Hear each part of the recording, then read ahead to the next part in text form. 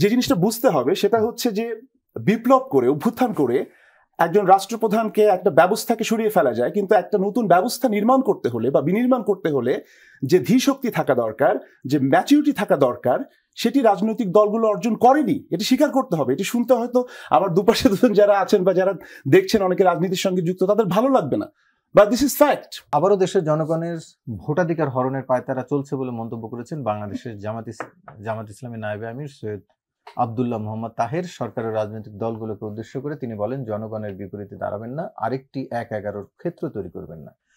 ১-১১ নিয়ে বেশ আলোচনা চলছে, সব দলের পক্ষ থেকে এক ধরনের ইঙ্গিত দিচ্ছে এবং কিছু হলেই তারা অনেকের পরে ১-১১ আসতে পারে। সেরকমের প্রেক্ষিত দেখছেন কিনা, এবং ১-১১ আসলে পুরো দেশের জন্যই অমঙ্গলকর, সেরকম ভয়ের কিছু বলেই, নাকি রাজনৈতিক দলগুলোর জন্য ভয়ের কিছু বলে তারা ভয় দেখাচ্ছেন? কোনটি আসলে আপনি কিভাবে দেখেন? ধন্যবাদ। আমি একটু উত্তরটা ভিন্নভাবে দিতে চাই। আমার একটা অভিজ্ঞতা হচ্ছে যে ১-১১ পরে যে সরকারটি গঠিত হয়, সেই সরকারের বা সরকারি দলের যিনি সাধারণ সম্পাদক ছিলেন ওই সময়টাতে, জনাব আব্দুল জলিল প্রয়াত, তার একটি সাক্ষাৎকার আমি লন্ডনে বসে নিয়েছিলাম আমার টেলিভিশন চ্যানেলের জন্য। এবং অ্যাপারেন্টলি যে নির্বাচনটিকে বলা হচ্ছে খুবই অবাধ, সুষ্ঠু, নিরপেক্ষ, তিনি আমার সাক্ষাৎকারটিতে বলছেন যে সেখানে সামরিক গোয়েন্দা সংস্থার একটা প্রভাব ছিল এবং এটা একটা সাজানো নির্বাচন, আওয়ামী লীগ আঁতাত করে ক্ষমতায় এসছে। এখন ওই সাক্ষাৎকারটি পুরোটা আমরা দেখাতে পারিনি নানা কারণে। আপনি জানেন যে এখন রাজনৈতিক সরকার যখন ক্ষমতায় থাকে, গণমাধ্যম কতটুকু স্বাধীন সেটা আপনি ভালো বুঝতে পারবেন ওনাদের চেয়ে। কিন্তু আমার এই প্রসঙ্গটিকে রেফার করার পেছনে একটাই কারণ, সেটা হচ্ছে যে আমরা মনে করি কখনো কখনো যে বাংলাদেশের রাজনীতিতে জনগণই হচ্ছে সকল ক্ষমতার উৎস। এটা হচ্ছে একটা রেটরিক। আমার কাছে বরাবরই মনে হয় যে এই যে স্ট্র্যাটেজিক অবস্থান, সমঝোতা, কে কিভাবে ক্ষমতায় যাবে, এই যে পথটাকে তৈরি করবার জন্য যে কৌশল, সেটা একটা বড় ভূমিকা রয়েছে, যেটা অত্যন্ত দুর্ভাগ্যজনক। কেননা গণতন্ত্রে জনগণই ক্ষমতার উৎস, সকল ক্ষমতার উৎস, এটা আমরা বলি কিন্তু এটা আমরা চর্চা করি না। এখন জামাত ইসলামের প্রসঙ্গে আপনি বললেন, জামাত ইসলামের রাজনীতিতে তো অনেকটা পলিটিক্স অফ কনভিনিয়েন্স। বিএনপির যিনি প্রতিনিধি আছেন তিনি বলছেন যে তাদের সঙ্গে একসময় তাদের একটা অ্যালাইনমেন্ট ছিল বা তাদের মধ্যে এক ধরনের জোট ছিল।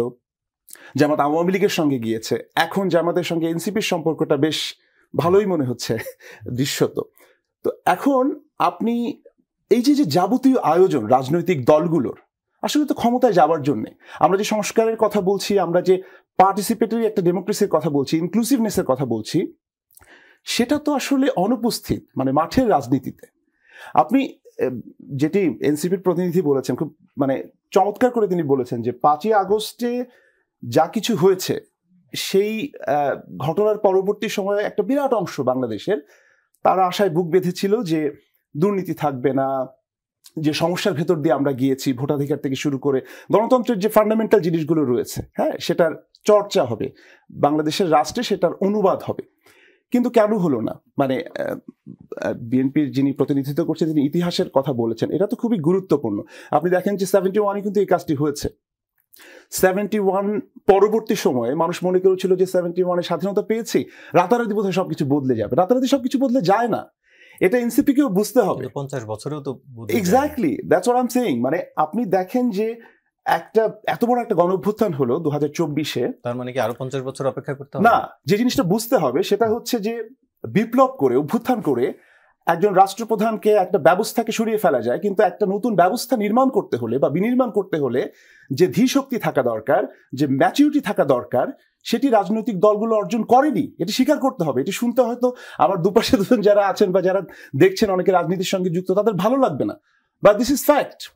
আপনি জনগণের কাছে পৌঁছাতে পারছেন না। এনসিপি যে রাজনৈতিক দলটি, এই তরুণদের তো একটা বিরাট ভূমিকা 5ই আগস্টের এই যে ধারাবাহিকতা বা এই যে জার্নিটি। কিন্তু আপনি দেখেন যে গত 1 বছরে তাদের রাজনীতির ফাউন্ডেশনটা কি? আওয়ামী লীগ, হাসিনা, বিদ্বেষ, ফ্যাসিবাদ ইত্যাদি ইত্যাদি শব্দালঙ্কার দিয়ে তারা রাজনীতিতে প্রতিষ্ঠিত হতে চাইছে এবং যে সংস্কারের প্রস্তাবনাগুলো তারা দিচ্ছেন, আপনি তো আগে জনগণের কাছে যেতে হবে, তারপরে আপনি সংস্কার নিয়ে আসবেন। ওনারা প্রস্তাবগুলো করে তারপরে জনগণের কাছে যাচ্ছেন। তার মানে কি, আপনি কি টপ ডাউন অ্যাপ্রোচে যাবেন নাকি বটম আপ অ্যাপ্রোচে যাবেন? রাজনীতিটা কি আসলে? আপনাকে তো তৃণমূল থেকে উঠে আসতে হবে, যেটা আমি ওনাদের খুবই অ্যাপ্রিসিয়েট করি যে ওনারা জনগণের কাছে যাওয়ার চেষ্টা করছেন। কিন্তু নির্বাচন ব্যবস্থা এটা খুবই গুরুত্বপূর্ণ। মানে এটা হয়তো মনে হবে যে বিএনপির কথার সঙ্গে আমি একো করছি কিনা, না, এটা গণতন্ত্রের একটা ভিত্তি যে আপনাকে নির্বাচনের ভেতর দিয়ে, রাজনৈতিক সরকারের ভেতর দিয়ে পরিবর্তনগুলো করতে হবে। সিভিল সোসাইটি তো দেশ চালায় না রাসেল ভাই, দেশ তো রাজনীতিবিদরা চালায়। এখন আপনি উপদেষ্টা পরিষদে যাদের চেহারা দেখতে পাচ্ছেন বা যারা পরিচালনা করছেন, with due respect to everyone, তাদের তাদের মানে তাদের মাধ্যমে কি আপনি দেশ পরিচালনার স্বপ্ন দেখছেন? এবং আপনি মনে করেন যে আমাদের 53 বছরের যে সমস্যাগুলো রয়েছে সেটা বদলে ফেলতে পারবেন তারা? আপনি গত 1 বছরে যে নমুনা দেখেছেন তাতে কি আপনি আশাবাদী হতে পারছেন? এবং আপনি rightly you have pointed out যে অফকোর্স সংস্কার দরকার, অফকোর্স বিচার দরকার।